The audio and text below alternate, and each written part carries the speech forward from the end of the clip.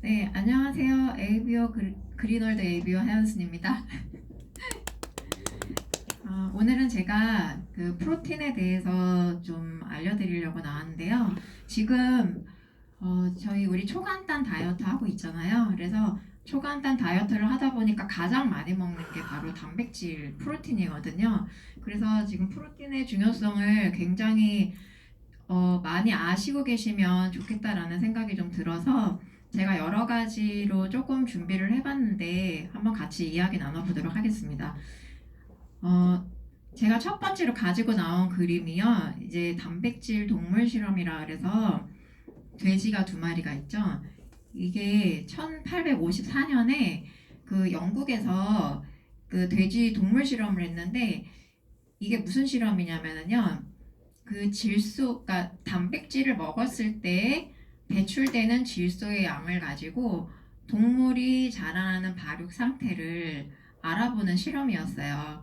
그런데 제가 요거를 이야기하기 전에 잠깐 말씀드리고 싶은 게 뭐가 있냐면 질소를 잠깐 말씀드려야 되는데 우리가 탄수화물, 지방, 단백질 이런 거를 먹게 되면 기본적인 구조가 탄소하고 수소하고 산소가 이렇게 결합이 된 구조에다가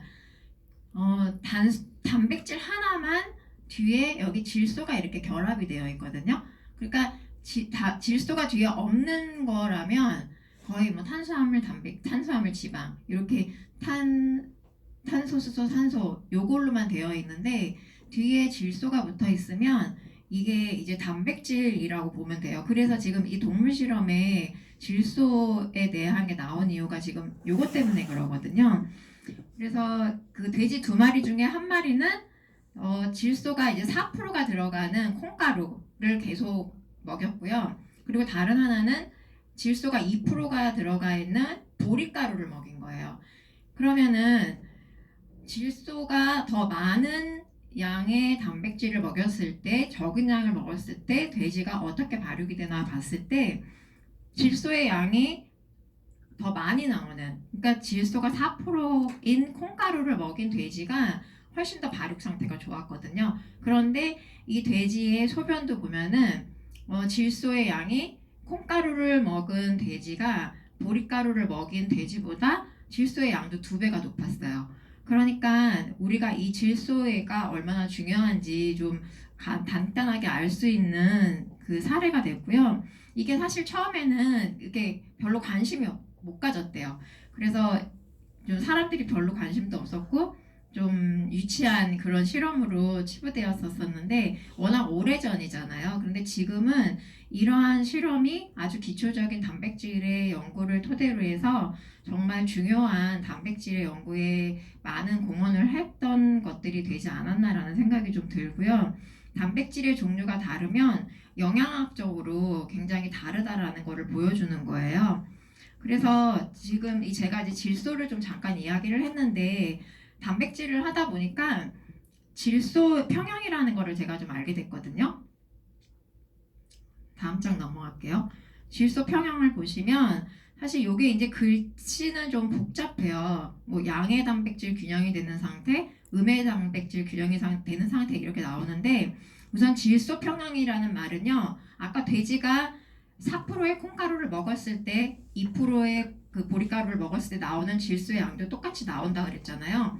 그렇게 성인이 단백질을 먹었을 때 섭취한 그 질소의 섭취량과 소변으로 배출되는 그 배설량이 똑같을 때 질소가 평형을 이룬다라고 해요. 그래서 그 보통 성인 같은 경우는 몸의 조직이 많이 손상되는 부분들이 많이 있거든요. 그렇기 때문에 계속 보수를 해야 되는 그러한 상황에서 질소가 계속적으로 쓰이기 때문에 단백질을 먹은 만큼 그대로 다 이제 쓰이고 질소로 빠져나가는데 이제 이런 경우가 있어요. 성장기 어린이들은 질소 평형이 이루어지지 않고 질소 섭취량이 더 많고 질소 배출량이 더 적어요. 그거는 뭐냐면 섭취량이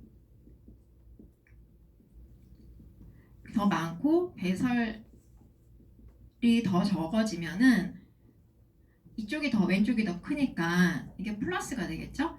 이게 바로 양의 단백질 균형이 되는 상태인 건데, 이 상태는 뭐냐면 아이들인 경우는 성장에 단백질을 굉장히 많이 써야 되기 때문에 훨씬 더 많이 내 몸에, 아이 몸에 단백질을 보충을, 그러니까 저장을 해요.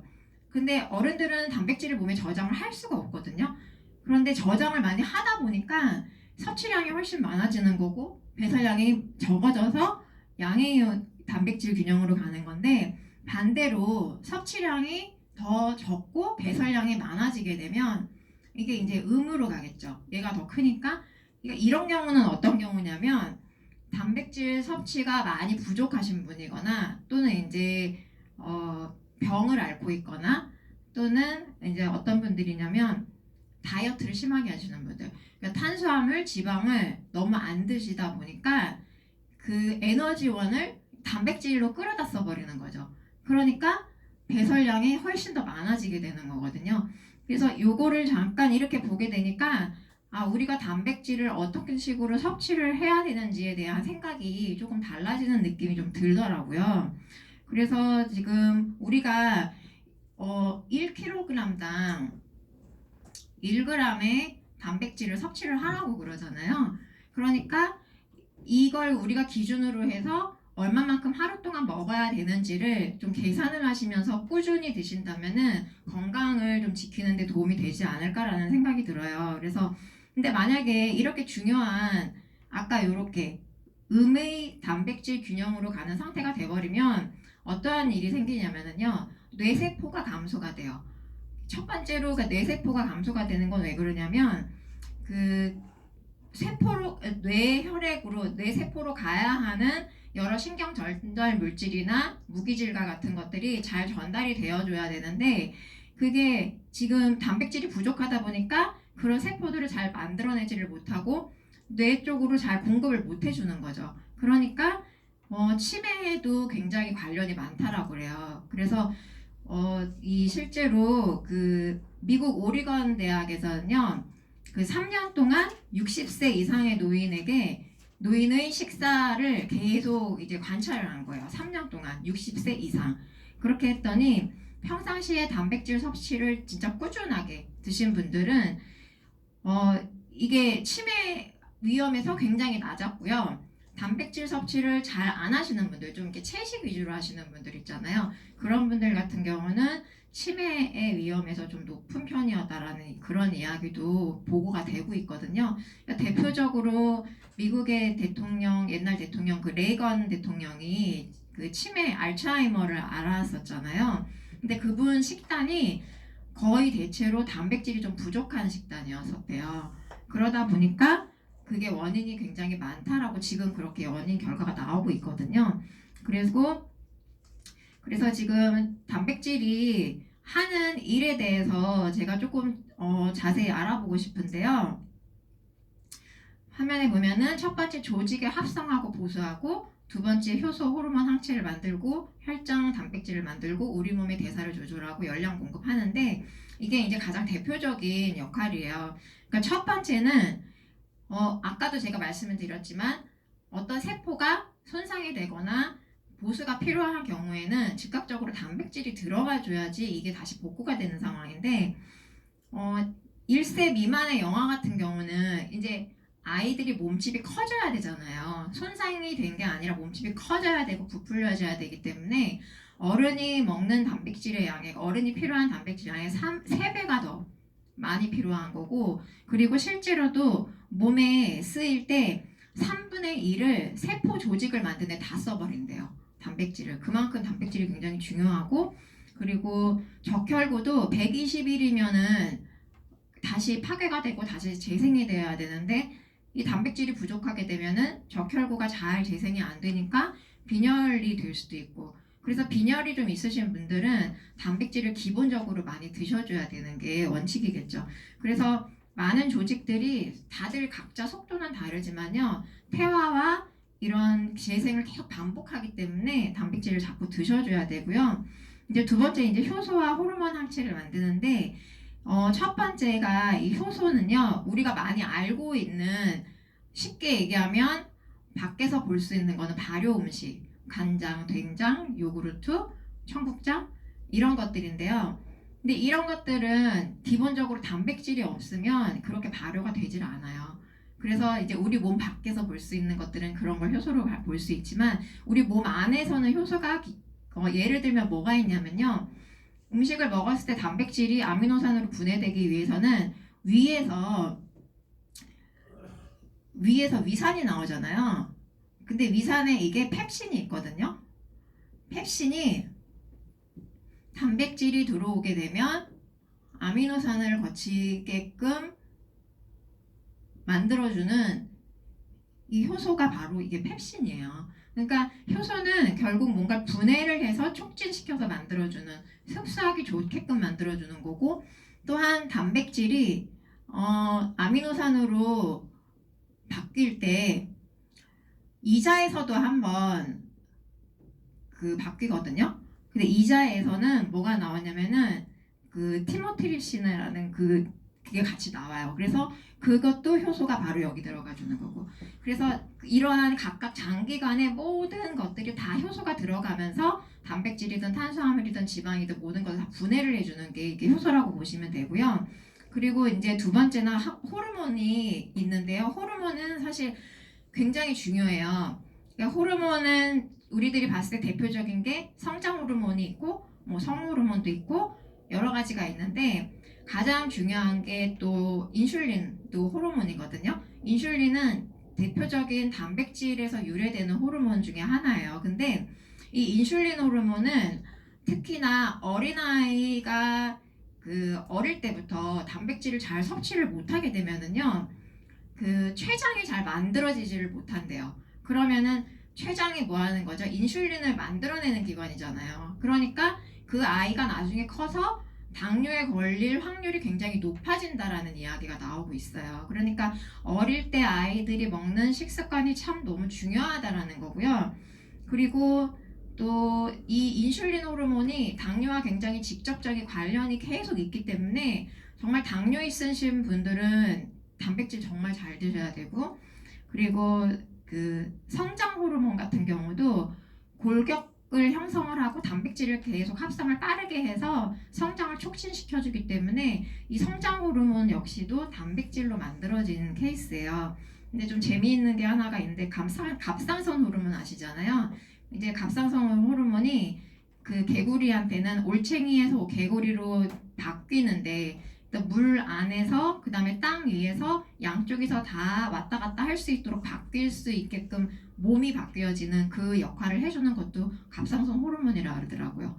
그래서 저 그게 좀 재미있었던 것 같아요. 그리고 이제 항체를 또 만든다고 하는데 항체는 여러분들이 많이 아실 거예요. 질병에 어떤 저항력을 가지게 하는 물질이잖아요. 그래서 이 항체가 면역계라고 보시면 되는데 우리 몸에는 크게 면역계가 피부하고 그 다음에 항체하고 림프구가 있어요. 그래서 피부가 이거는 이제 1차 면역계겠죠. 몸 밖에서 1차적으로 바이러스나 뭐 세균이 침투하지 못하도록 만들어주는 거고요. 그 다음에 림프구가 있고요. 림프구 있고 그 다음에 항체가 이렇게 있는데 얘네들이 각각 하는 게 뭐냐면 림프구는 대식세포예요. 쉽게 이거 백혈구거든요. 그러니까 백혈구는 몸에 침입자가 들어오게 되면 얘네들이 갑자기 수를 확 늘려요. 그래서 막 다 잡아먹으러 다니는 거죠. 그래서 이렇게 먹으면서 청소를 하는 역할을 하는 거고 항체가 하는 역할은 뭐냐면 얘는 면역글로불린이라고 들어보셨을 거예요. 이거는 면역에 직접적으로 관여하는 단백질 물질인데 이게 특수 단백질이 총 5가지가 있다고 하더라고요. 근데 이 면역 물질이 특히나 어디에 작용을 하냐면 이 호흡기 질환에 작용을 한대요. 그래서 요즘 같은 때 이렇게 코로나 있을 때 정말 이게 굉장히 항체가 정말 중요한 역할을 할 수밖에 없겠다라는 생각을 좀 하게 됐고요. 그래서 이렇게 좀 항체가 정말 단백질이 기본이 돼야 된다라는 거 좀 이해를 하시면 좋겠고, 그다음 세 번째 혈장 단백질을 만드는데 이제 혈장이 뭐냐면은 피가 있으면 혈구와 혈장으로 나뉘거든요. 근데 혈구는 적혈구, 백혈구, 혈소판 이렇게 나뉘어 있고 그 다음에 나머지가 혈장이에요. 그러니까 피를 분리를 하면 물처럼 나오는 게 그게 이제 혈장인데 그래서 얘가 90%가 수분이거든요. 그래서 이 안에서도 혈장 단백질이 한 6.5에서 8% 정도밖에 안 돼요. 그러니까 이 단백질들이 무슨 일을 하냐면 그 알부민 혹시 들어보셨나요? 알부민은 피곤할 때 왜 주사 많이 맞죠? 그 알부민이 바로 이 혈장에 있는 혈장 단백질이거든요. 그래서 이 알부민이 몸에서 하는 게 뭐냐면 바로 즉각적으로 조직 형성에 도움을 주는 그 단백질을 공급해주는 역할을 해요. 그리고 글로불린 같은 경우도 글로불린도 이 혈장 단백질 중에 하나인데 아까 제가 말씀드렸던 이 면역 글로불린 있잖아요. 얘를 좀 도와주는 역할을 하거든요. 그러니까 항체를 도와주는 역할을 하고 그 다음에 또 혈장 단백질 중에 하나가 또 피브리노겐이라고 있는데 그 피브리노겐이 바로 혈액을 응고시켜주는 역할을 해요. 그러니까 혈액을 응고시켜주지 못하시는 분들도 바로 이게 결핍이 돼서 그런 거기 때문에 그래서 병원 가서 막 주사를 맞으시는 분도 있더라고요, 간혹. 그리고 이제 우리 몸의 대사를 조절을 한다라는 것도 굉장히 중요한데 대사는 어려운 듯 하지만 그냥 쉽게 얘기하면 세포가 이렇게 있으면요. 세포 안에 있는 세포 내에 이건 그냥 예를 하나 드는 거예요. 나트륨을 단백질을 통해서 이 세포 밖으로 빠지게 만들어주는 거고 그 다음에 칼륨 이온을 단백질을 타고 세포 요 안으로 넣어주는 역할. 그러니까 세포가 어떤 막 가만히 정체되어 있지 않잖아요. 세포가 있으면 영양소들은 계속 수시로 들어갔다 나갔다를 반복을 하면서 우리 몸에 신진대사가 들어가는 건데 이런 식으로 단백질이라는 매개가 있어야지 이런 이온들이 나가고 들어가고 할 수가 있는 거거든요. 그러니까 만약에 이게 부족해져 버리면 세포 안과 이 바깥에 그 농도가 안 맞아가지고 부종이 생기는 경우가 있어요. 그래서 부종이 생기시는 분들은 단백질이 부족한 경우, 그러니까 뭐 신장이나 간이나 이런 것들은 정상 수치인데 자꾸 좀 붓는다라고 하시는 분들은 조금 단백질 보충을 조금 많이 해주시면 좀 좋을 것 같다라는 생각이 좀 들거든요. 그리고 이제 5번째가 이제 열량 공급인데요. 많이 아시겠지만 1g당 그 4칼로리의 열량을 내잖아요. 그런데 사실 단백질은 주요 열량 공급원이 아니에요. 아까도 제가 계속 말씀드렸지만 주요 열량 공급원은 탄수화물이거든요. 그러니까 우리 몸에 처음에 1차적으로 쓰이는 건 탄수화물이 포도당으로 분해가 돼서 우리 몸에 바로 에너지원으로 쓰게 만들어주는 건데 지금 만약에 우리가 탄수화물이나 지방 같은 거를 잘 먹지를 않게 된다면 그러면 결국은 우리는 그 중요한 그 단백질을 내 몸에서 끌어다가 그냥 빼서 쓰겠죠. 그러면 아까 제가 말씀드린 요 섭취량이 배설량보다 적어서 배설량이 많아지니까 음의 단백질로 가버려서 그럼 결국은 내가 계속 체중 감소가 일어난다든지 또 아니면 면역이 자꾸 떨어진다라든지 그런 증상이 나올 수밖에 없는 상황이 되는 거거든요. 그러니까 이거는 열량 공급도 해주는 거지만 이거를 원칙적으로 열량 공급원으로 쓰시면 안 돼요. 그래서 다이어트를 하시는 분들 중에 그 비만 프로그램을 잘못 하셔가지고 예전에 결핵을 앓으셨던 분이 이 다이어트를 하면서 단백질 섭취를 제대로 안 하시니까 단백질 섭취도 안 하는 데다가 자꾸 조금씩 먹는다고 탄수화물 지방까지도 다 내려버리니까 이분이 전체적으로 다 면역이 떨어진 거예요. 단백질을 자꾸 갖다 써버리니까. 그러니까 어떤 일이 생겼냐면 예전에 있었던 그 결핵 치료가 됐었지만 잠재되어 있던 그 결핵이 다시 재발이 되는 경우가 있대요. 그러면은 그거는 굉장히 안 좋은 케이스가 되는 거잖아요. 그러니까 정말 다이어트라고 하는 거는 내가 몸이 건강하게 만들어주는 게 다이어트지 그냥 무조건 수분과 지방만 뭐 단백질 뭐 그냥 가릴 거 없이 다 몸무게 자체를 빼버리는 거는 그거는 진짜 다이어트가 아닌 거거든요. 그러니까 정말 요번 초간단 다이어트를 통해서 정말 제대로 된 다이어트를 해보시면서 이 단백질을 정말 잘 드셔보시는 게 진짜 중요하구나라는 거를 제가 많이 알게 됐어요. 그리고 다음 장 넘어가면은 제가 우리 파이버 프로틴에 대해서 얘기를 안 할 수가 없잖아요. 그 파이버 프로틴이 이제 왼쪽 그림에 그 9가지 필수 아미노산이 들어간 그 양이고요. 오른쪽은 그 식품, 몇 가지 식품들을 필수 아미노산이 들어간 양을 이제 넣은 표인데 한번 비교를 해 보시면 아시겠지만 지금 뭐 쌀, 밀가루, 감자, 옥수수 이런 것들 이게 얼만큼을 먹었는지는 몰라요. 그런데 지금 그게 중요한 게 아니라 맨 위에 아미노산 표준 구성을 한번 보시면은 그냥 내가 하루에 최소 요 정도는 먹어줘야 된다라는 표거든요. 그런데 왼쪽에 있는 표와 비교를 해보시면은요, 왼쪽에 우리 파이버 프로틴이 훨씬 월등히 좋아요. 그 수치가 훨씬 월등히 좋고요. 그리고 아까 제가 처음에 말씀드렸듯이 질소의 양에 따라서 그 단백질의 질에 따라서 영양 상태가 다르다라고 얘기를 했잖아요. 그러니까 지금 식품에 따라서 어떠한 식품을 먹느냐에 따라서도 이 단백질의 그 영양 기준이 조금씩 달라질 수밖에 없다라는 거예요. 그래서 우리 파이버 프로틴 요걸 많이 이렇게 비교를 해보시면 참 좋을 것 같고요. 그리고 제가 파이버 프로틴을 되게 좋아하는 이유가 이거는 만드는 게 이제 대두, 완두, 밀로 만들었거든요. 근데 지금 대두 같은 경우는 전 세계적으로도 정말 가장 최고의 건강 음식으로 꼽히고 있는 지금 추세예요. 그리고 정말 이 단백질을 동물성에서 식물성으로 대체를 하면서 어떤 제품으로 어떤 원료를 가지고 만드는 게 가장 좋은 것인지를 찾았을 때 진짜 이 대두만한 게 없다라는 이야기를 많이 하시거든요. 그래서 여기가 이게 왜 좋으냐면요.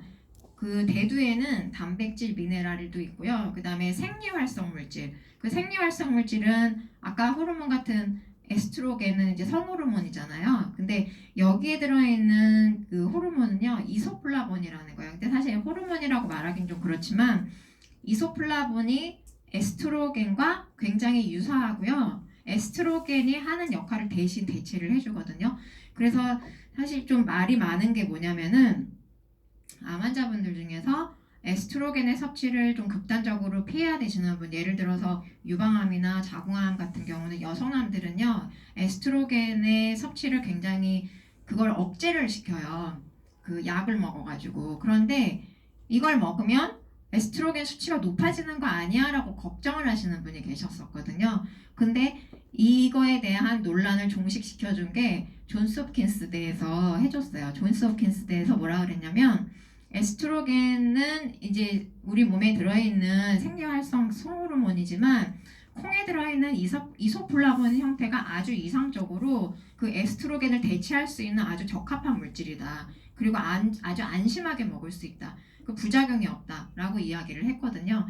그래서 저 같은 경우도 진짜 이걸 먹을 수 있다라는 게 참 너무 다행이라는 생각이 좀 들어요. 그리고 또 이제 이거 말고도 섬유소도 많이 있죠. 또 이제 항산화 토코페롤도 있고 그 다음에 유화물질인 레시틴이 들어있어서 이런 여러 가지가 다 노화 방지 예방이거든요. 그런데 반대로 이제 동물성 식품은 물론 동물성 육류도 그 단백가가 높은 편이기는 하지만 중요한 거는 뭐냐면 100g을 먹었다 그래서 그 100g이 다 단백질로 섭취가 되는 게 아니잖아요. 반 이상이 거의 포화지방, 콜레스테롤.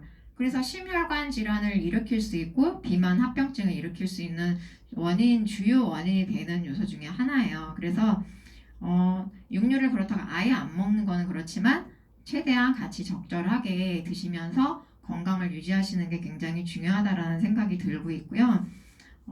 이게 우리가 이제 먹는 게 그 하루 동안에 삶은 달걀을 2개 먹고 그 다음에 장조림을 내가 한 입 먹을 정도의 그 양을 한 8조각 그리고 생선 한 토막 그걸 만약에 하루에 그렇게 먹으면은요 양이 적진 않죠. 근데 그걸 섭취를 했을 때 내 몸에 흡수되는 단백질의 양은 50%에서 많게는 70%밖에 안 된대요. 그러니까 70%가 되면 정말 많이 되는 거지만 대부분 한 50%가 되는데 그만큼 식품으로 섭취를 했을 때는 우리가 훨씬 더 많이 먹어줘야 되는 거. 그런데 우리 파이토프로틴은 어때요? 12.5g을 드시면 10g이 그대로 단백질로 흡수가 되죠. 그렇기 때문에 정말 영양가적으로도 굉장히 높은 제품이고요. 그리고 한 의사 선생님도 그러시더라고요. 하루에 남성과 여성이 하루 동안 먹어야 되는 단백질의 양이 여성은 55g, 남성은 60g 그 정도를 하루 동안 분배를 해서 먹으라고 하는데 그 양은 그 소고기를 그늘 제서의 양이 아니에요. 흡수되는 양이에요. 그렇기 때문에 그거의 2배, 3배를 더 먹어줘야 된다고 얘기를 하시더라고요. 그러면 어떤 게 훨씬 더 좋고 어떤 게 더 나에게 효과적인지 잘 아실 거거든요. 그래서 요번 기회에 조금 단백질을 제대로 좀 아시게 되시면 좋겠고요.